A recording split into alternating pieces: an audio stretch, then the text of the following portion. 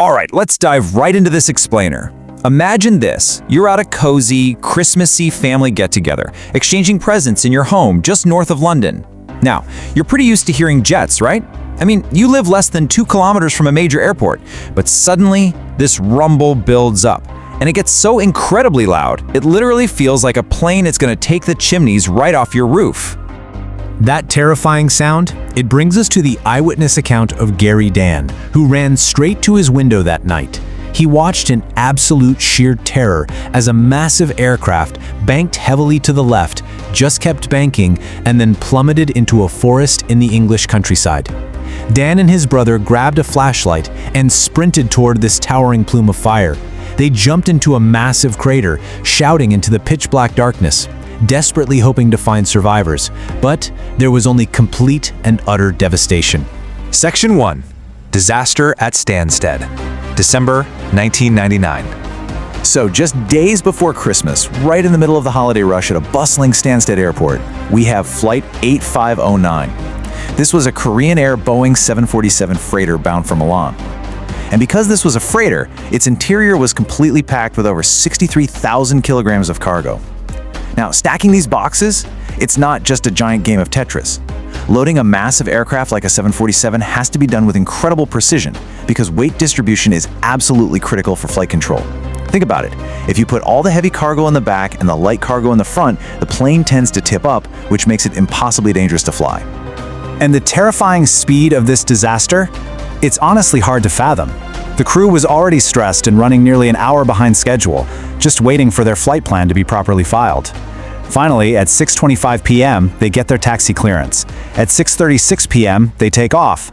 And yet, less than 60 seconds later, this multi-million-dollar aircraft went from climbing steadily into the night sky to creating a 30-foot-plus crater in the ground. How on earth could a highly sophisticated aircraft just fall out of the sky in under a minute? Section 2. Securing the crash site, assessing the danger. When safety specialist Sid Hawkins arrived on the scene, the pitch-black area looked quite literally like a battlefield spread over half a mile. He actually had to hold eager investigators back because of the immediate life-threatening hazards. I mean, they were dealing with 30 tons of highly flammable aviation fuel scattered everywhere. And within the cargo wreckage, which had everything from 2 tons of whiskey to color printer cartridges, there were corrosive materials and even military detonating cord. Plus, the 747-200 series uses depleted uranium as ballast in its tail section just to improve stability. So Hawkins had to confirm that absolutely none of this radioactive material had escaped before he could deem the site safe for his team to do their vital work. Now, early in the darkness, searchers actually did manage to find the Cockpit Voice Recorder, or CVR. This little device is basically the holy grail for investigators when there are no surviving crew members, mainly because it captures those final conversations and the terrifying symphony of cockpit alarms.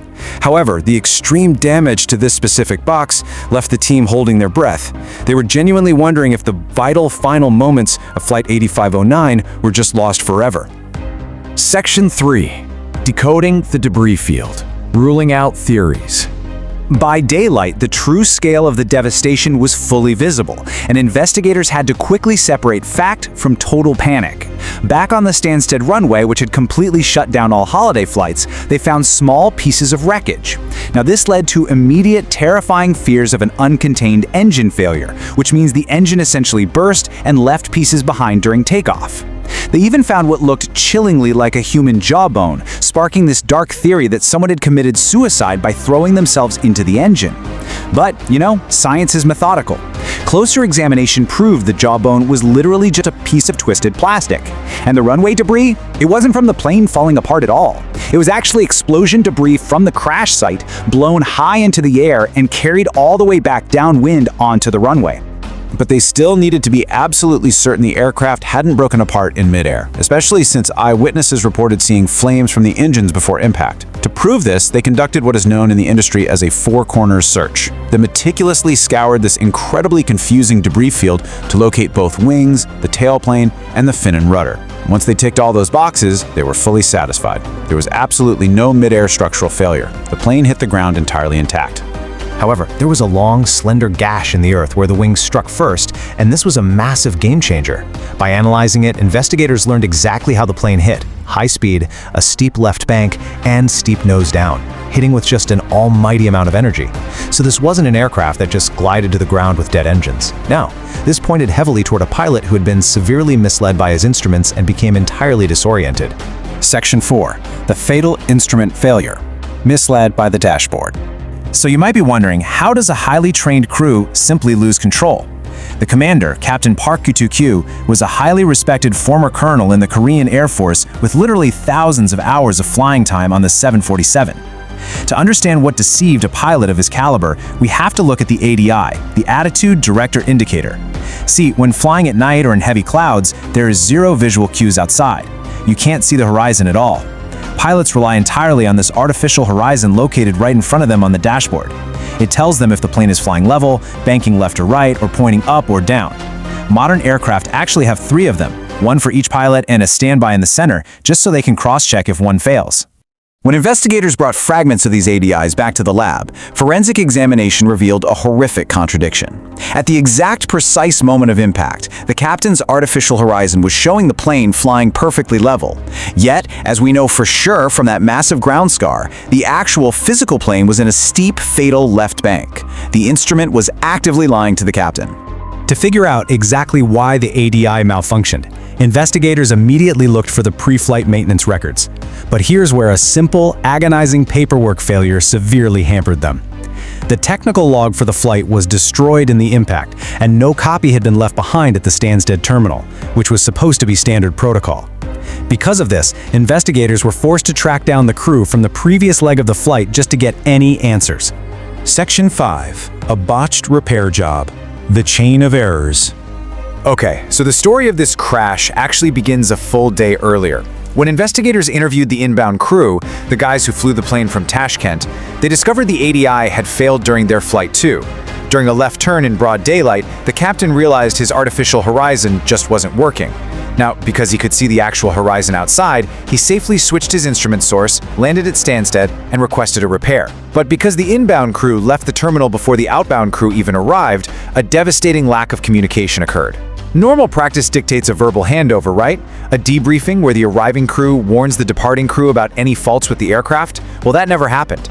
Captain Park and his team walked onto that 747 completely blind to the deadly lurking defect. And the repair attempt itself, it's just filled with tragic irony. The only person who actually knew about the problem was the Korean maintenance engineer.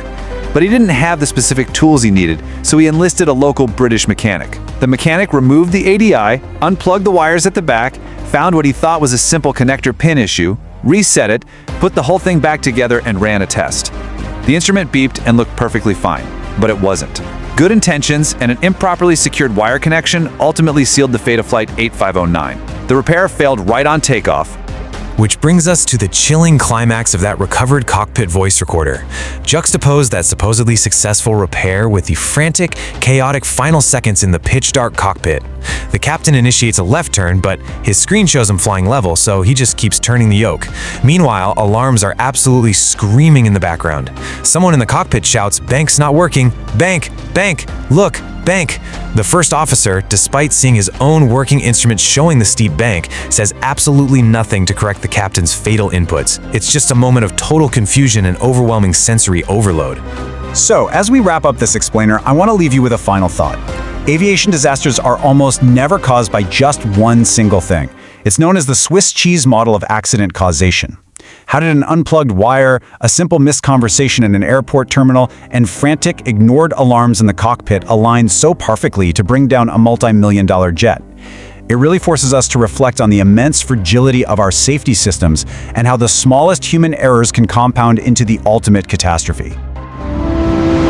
Thank you for watching The Flight Decoder. Subscribe for more authentic aviation investigations. Like this video, share it, and leave your thoughts.